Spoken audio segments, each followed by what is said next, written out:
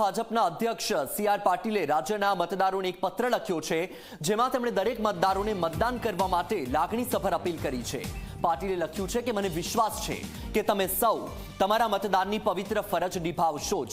માનનીય પ્રધાનમંત્રી નરેન્દ્રભાઈ મોદીએ આપણા દેશમાં સર્વાંગી વિકાસ અને વિકસિત ભારતનો યજ્ઞ આરંભ્યો છે. તમારો મત એ યજ્ઞમાં એક મૂલ્યવાન આહુતિ હશે. 7મી તારીખે મત આપવા જાઓ ત્યારે એક નજર તમારા સંતાનો કે એમના સંતાનો પર કરજો અને નક્કી કરજો કે તમારો મત એમના વધુ સલામત, વધુ ઉજ્જવળ ભવિષ્ય માટે હશે. એક નજર કરજો તમારી બહેન પર, તમારી માતા પર અને એમને મળતા સન્માન, સલામતી અને અધિકાર વિશે વિચારજો.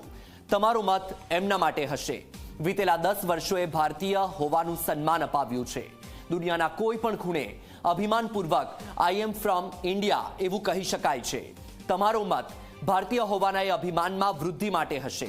તમે જ્યારે મત આપવા માટે ઈવીએમનું બટન દબાવો એ પહેલા આંખો બંધ કરજો.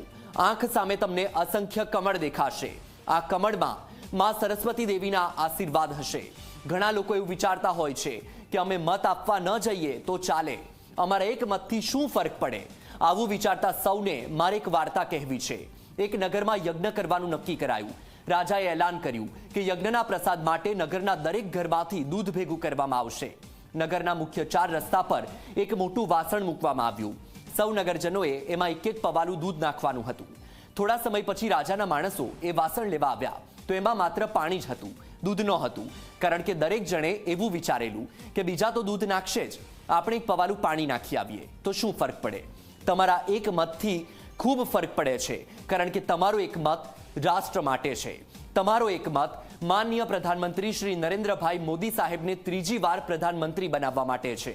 તમારો એક મત વિકસિત ભારત માટે છે. તમારો એક મત વિકસિત ગુજરાત માટે છે. તમારો એક મત તમારા પરિવારના વધુ ઉજ્જવળ ભવિષ્ય માટે છે.